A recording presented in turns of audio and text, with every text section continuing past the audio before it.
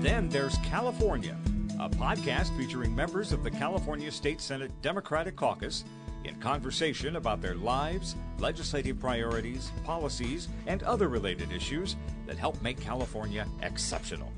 From the state capitol in Sacramento, I'm Brian Green. The U.S. Supreme Court last month reversed nearly 50 years of abortion rights in America and declared null and void the landmark 1973 decision that guaranteed a woman's access to abortion under the U.S. Constitution. We all saw it coming, right? After the draft opinion on Dobbs v. Jackson was leaked in May, I think anyone could sense that this pending formal reversal of settled reproductive law was all but reality. And I know a lot of people had been wondering, in the weeks since that draft decision was leaked, would the news of an actual final ruling to overturn Roe feel as gut-wrenching?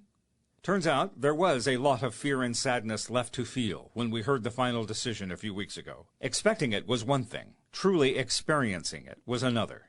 In all, 26 states are expected to ban or severely restrict access to abortion. But in California, access to abortion and needed reproductive health care will continue to be secured, as our state joins Oregon and Washington in a united West Coast trifecta of protected access to that care. On the next couple of episodes of Then There's California, we'll continue to talk about the reactions and actions happening across the country and in this state in the wake of the Supreme Court's haunting ruling, and how, in an instant, tens of millions of Americans lost the right to control what happens to their bodies. We'll also discuss how California has already hit the ground running on its key role in providing abortion services to people living in states where the procedure is banned or severely limited after the overturning of Roe v. Wade. Joining us on the next couple of episodes of this podcast will be two powerhouse policymakers in the California State Senate, whose voices and legislative agency help put California in the perfect position to be a safe haven for women from out of state seeking abortion services that are still legal. This time around, we'll hear from State Senator Nancy Skinner. She's the vice chair of the Legislative Women's Caucus. Senator Skinner represents our 9th Senate District in Northern California, including the East Bay cities of Oakland and Berkeley. Senator Skinner was elected to the California State Senate in 2016, coming from the State Assembly. She served for several years as the chair of the Senate Public Safety Committee, and as we speak, the ink is still drying on her just-passed second state budget as the chair of the Senate Budget Committee. And I don't think I'm exaggerating to say that one of the key influences in her public policy priorities is also being a grandmother. Senator Skinner, welcome to Then There's California. Thanks, Brian. So glad to be with you. And I just think of the last 24 hours, you had a late-night budget session. You had a bill signing just now with the governor as we speak on this budget. You've been going strong, and here you are still trucking. How do you do it? The last month has been an emotional roller coaster, and I am so fortunate and honored to be in the role that I'm in today, to be a state senator in California where, listeners, your abortion rights are not at risk. Your contraception rights are not at risk. They are protected right now, and we're doing more. But I'm so honored to be in this privileged position of being a state senator, of being chair of the budget, and I'll talk about why in a moment, and the vice chair of the Legislative Women's Caucus, because those roles have enabled me to, for example, in this budget, we fought for, and the governor's was fortunately very supportive of, over $200 million to shore up our clinics that provide abortions and reproductive services, because we know that there's going to be bigger demand on them, to put in legal protections for the providers who give an abortion and their staff, to give legal protections so that if someone comes here, a subpoena can't be issued to them, and a variety of other legal protections, but also more money to expand that workforce so that Californians, because look, we're a big state, we're huge, and we really do only have 140 clinics or so in this huge state that do provide abortion services, and they're going to have a lot of demands on them. But we want every Californian, no matter where they live, to have that access. So in this budget, we expanded, not only in the budget, but in a whole package of bills that the Women's Caucus is supporting and developed in collaboration with an amazing statewide coalition called Future of Abortion Council, That Future of Abortion Council is made up of groups like Planned Parenthood, Latinas for Reproductive Justice, Black Women for Wellness, NARAL, all of those. And they came together with members of the Women's Caucus, including myself and many others, and our pro tem, Senator Tony Atkins, and put forward this package of bills, which we then funded in the budget. And going back to the needs of Californians, when you only have about 140 clinics and you can live, miles away, you want to make sure that those clinics are fully staffed. So our pro tem Atkins, for example, carried a bill that would allow for nurse practitioners to provide the first-term abortions, and also money that we put in the budget to increase the security for those clinics and give them more money for expansion and capital costs. So there's so much that we, in these many hats I have been able to put forward to protect not only Californians, but those who come here. Good to know. Americans, by a large percent, did not support the overturning of Roe v. Wade. Americans believe that people should have the choice about their reproductive future. Americans believe in common sense gun control. Americans believe that we should protect our air and our climate. And yet this extremist majority of the Supreme Court is gutting all of that. Did you agree with how I opened this when we heard about the draft ruling coming out? There was a vigilance that came out, but there was still that where were you when it happened kind of feeling when we heard the news about the actual ruling. Did you feel that as well? Yes. The leaked decision was just horrifying enough. But the actual vote to strip Americans of our rights that we've had for 50 years, it was a gut punch, just an absolute gut punch.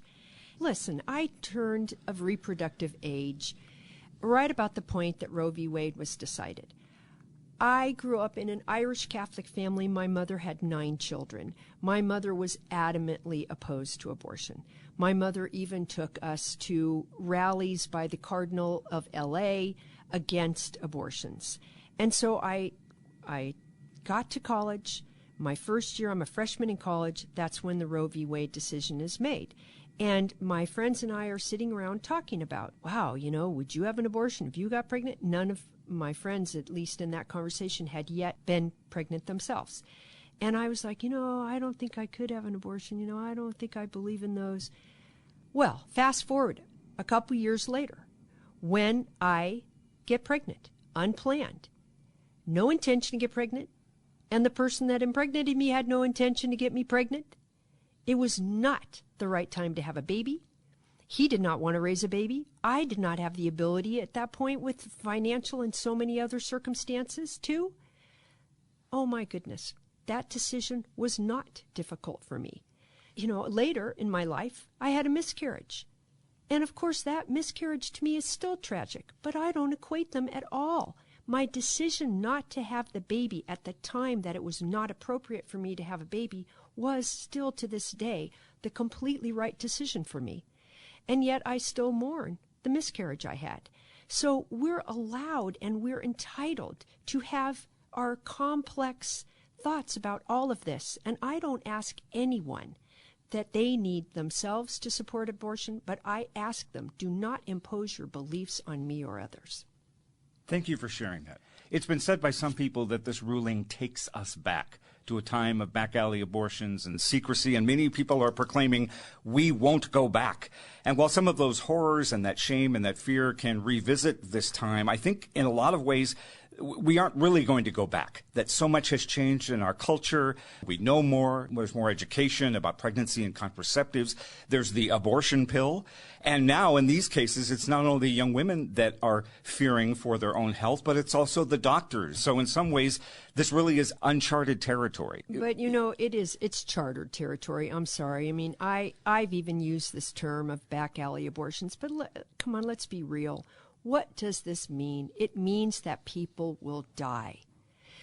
When a person who is pregnant feels so desperate and cannot go and legally terminate that pregnancy, they will take whatever desperate measure to terminate. And we already know that can result in death. And pre-Roe versus Wade, the deaths were in the order of 5,000 or more per year. And it is low-income women, women in states, birthing people in states where they're banning abortion if you were raped or incest. That is where we're going to see deaths, and it's absolutely wrong. And from my point of view, it is criminal to force a person to carry a pregnancy to term against their will. That's the crime. It's been conventional wisdom to say that the court's original decision on Roe caused the polarization over abortion, but it wasn't the court that caused the polarization. No, it was actually the power, the quest for political control. My mother was taking us to anti-abortion rallies before Roe v. Wade was decided.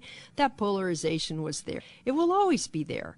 And, you know, it's okay in a way. It's just that, I mean, the thing that is beautiful about America, our democracy, our Bill of Rights, is we are entitled to have different views. But our rights say don't impose those views on someone else. Okay, so it's reported that 1 in 4 girls or women in the U.S. will, at some point in her life, seek an abortion. And it's a good bet that in 2022 and moving forward, many of those girls and women are, or sometime will, make the journey to California for abortion care. And I think if there has been any blessing in the midst of the profound changes of late, it is that California is ready to become its own nation state for abortion rights and welcome these women with open arms. But just saying we're a sanctuary for women from across the country seeking legal and safe reproductive health is not enough. We have to have the infrastructure in place to provide the service and the money to pay for it all. Now, you have already referenced the many ways that you and your fellow Legislative Women's Caucus members and your fellow lawmakers in the Senate and the Assembly budget committees and subcommittees are securing the infrastructure and the security and the funding through the budget and through legislation.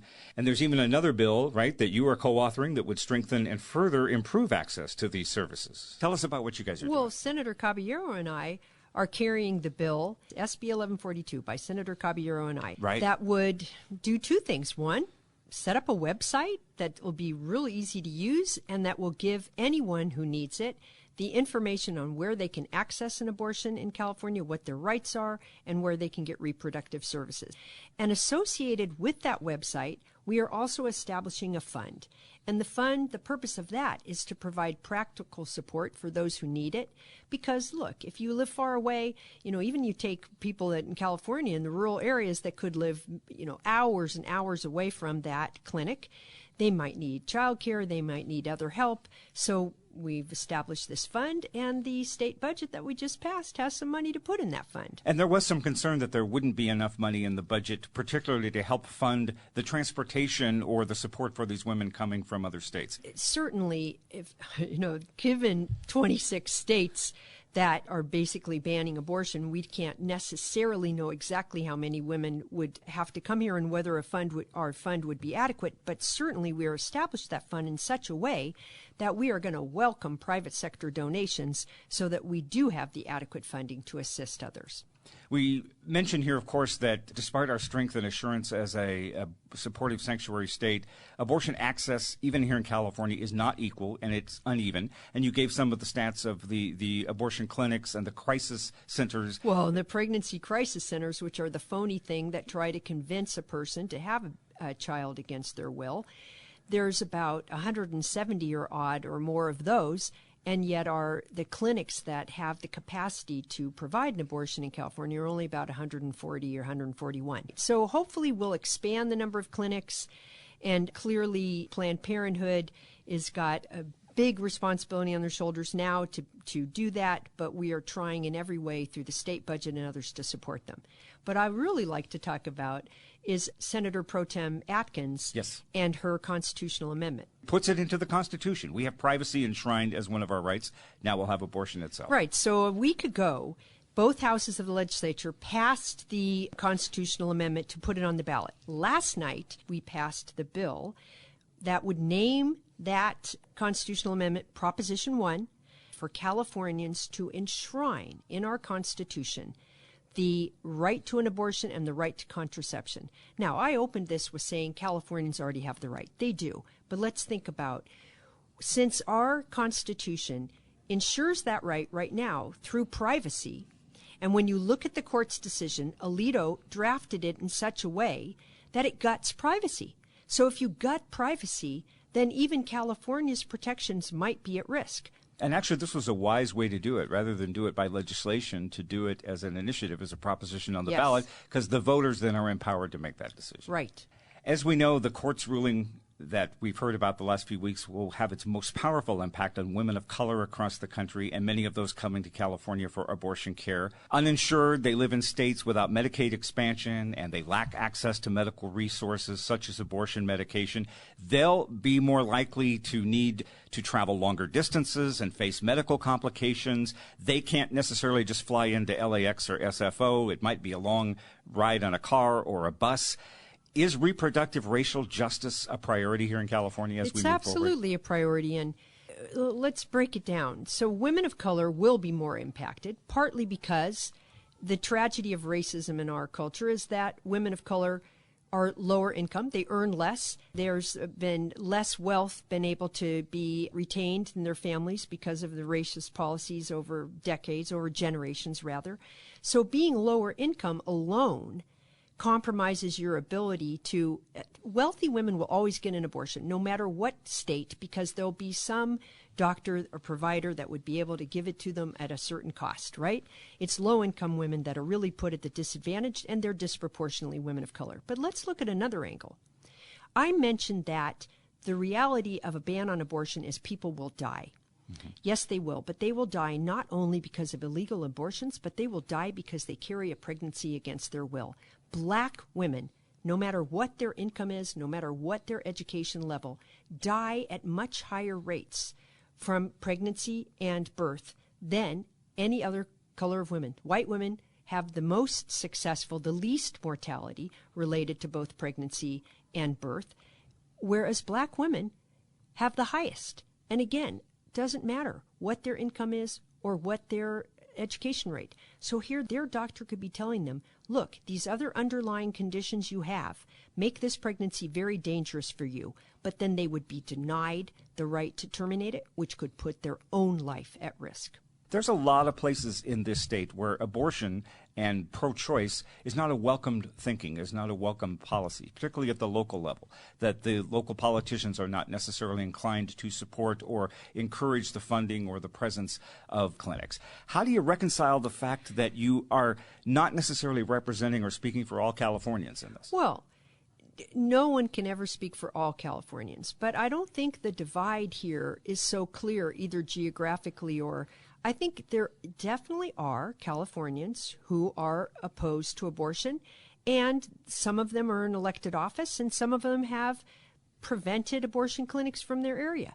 But the vast majority of Californians, every poll has shown 80%, we're talking much higher than the national percentage, are absolutely clear that they support abortions and they support reproductive rights. Let's talk about the politics of this issue a little bit, if you don't mind. George Skelton, in one of his recent columns in the LA Times, took us back to 50-plus years ago, a few years before Roe v. Wade became constitutional law, and he talked about the Democratic-controlled legislature at the time passing abortion rights and the Republican governor, Ronald Reagan, signing it. It was bipartisan. And he talked about the Democrat but very Catholic lawmakers who this was a gut-wrenching decision for them to vote for abortion, and there were also the conservative Republicans who were inclined to vote for it. Fast forward 50-plus years, the vote that you took on the SCA this week and some of these others, it's very partisan. Dems are voting for it. Republicans are not. So Republicans clearly are going against the grain of what Californians want and the majority of people want in this country, but it's changed so much just in terms of the attitudes. Well, it's tragic, and especially when I think back, like Republicans were champions of reproductive rights. They were champions of environmental protection. Nixon signed the Clean Air Act, the Environmental Protection Act. They were champions of things that today we can't even imagine a Republican supporting, and that is a tragedy because Americans support those things. Some say the Dems are blatantly politicizing this issue even as we speak in 2022. You want to take the world's focus off of homelessness and hunger and inflation and crime and high gas prices. Let's focus on abortion rights, and we want more of our people to get to the polls in November. So that biggest budget that we just passed included the second largest investment in housing for our homeless, a huge investment for the services for our homeless. It included the largest tax rebate in California history to help all Californians who are struggling with the high cost of gas and groceries and other goods. And we did all of those things because they're the right thing to do, including our good work on reproductive justice. Looking ahead and thinking back over just the last few years and how precious this right has been and how fragile it is, Cecile Richards, the former national president of Planned Parenthood, wrote not too long ago that if she had one regret from her time leading Planned Parenthood, is that she and her allies believed that providing vital health care without public opinion on their side would be enough to overcome the political onslaught that the presence of Roe v. Wade has always threatened. But she said she underestimated and wasn't cynical enough to fully comprehend the callousness of the pro-life movement and conservatives in the U.S. and their willingness to trade off the rights of women for political expediency, and how threatened they were that access to abortion and choice actually helped and empowered women. What do you think about what she said, and in the context of woulda, shoulda, coulda? Well, I love Cecile Richards, but I can't call it a pro-life movement because it's not pro-life. It's not pro-my life. It is not pro the black woman's life whose pregnancy could basically kill her.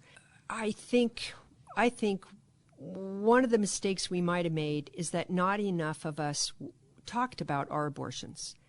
And when I think about when the Me Too movement, when women were starting to talk more about their experience being molested or harassed or assaulted sexually, but really that movement is when we just, almost every woman began to tell their story, and we started to see there was hardly a single woman who had not been either sexually harassed, molested, or assaulted.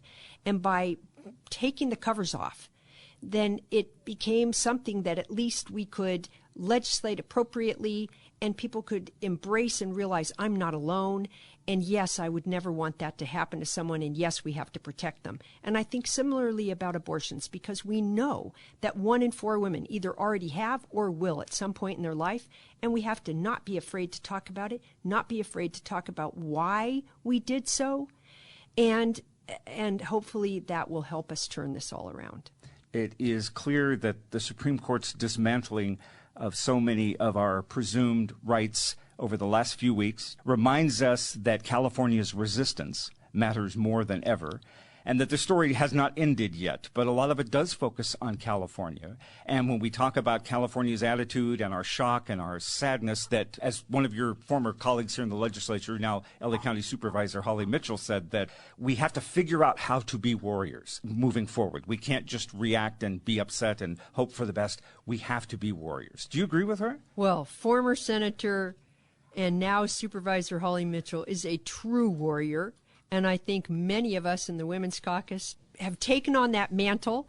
And I was so proud of my chair of the Women's Caucus, Christina Garcia, who yesterday wore a woman's warrior cape on the floor of the Assembly as the protector of our uteruses. So I think that the Women's Caucus is stepping up to the plate. We are being warriors, along with the governor and so many more in California, warriors for reproductive justice. That's fabulous. Just a final thought here. I mentioned you were a grandmother. Tell me about your grandbaby and the layers of love and perspective it has laid into your life in the last year. Well, it's so demoralizing to think that my beautiful little Ronan, who is the daughter of 2 moms, and her moms now are worried because will their marriage be next at risk? They, right now in California, their marriage is recognized. Ronan is recognized as both of their legal daughter. There's no concern about which one of them actually gave birth to her. And yet all of that's also potentially at risk. But Ronan, to grow up in an America where she might have to think about, I won't go to college somewhere because if I go to college in another state, then my rights won't be available. I mean, that to me, I can't believe it. But we're going to do everything we can to change it so that when Ronan gets her adulthood, America is the America that all of us know and love, and not the travesty that it is now. And I sense in the meantime, one of the other blessings is she's being raised to be one of those fighters and warriors for the future, if indeed she has to inherit this fight on behalf of her grandmother and the people before her. Absolutely. Already one of her first books was A is for Activist. That is great. Thank you so much, Senator Skinner, for joining us. I appreciate your candidness and your honesty in sharing these conversations. Have a nice rest for the recess, and we'll see you back here for the end of session. And thank you for joining us here on Then There's California. Absolutely. Thank you. State Senator Nancy Skinner from Oakland, the Vice Chair of the Legislative Women's Caucus. And that closes this edition of Then There's California. We're a production of the California State Senate Democratic Caucus, with technical assistance and production support from Martin Ashley, Bob Brulte, Brian Shadden, McLeana Woods, Lisa Murphy, Michelle Baker, and the graphic artistry of Tim Davis. On behalf of State Senator Nancy Skinner, I'm Brian Green at the State Capitol in Sacramento. Thanks for listening to Then There's California.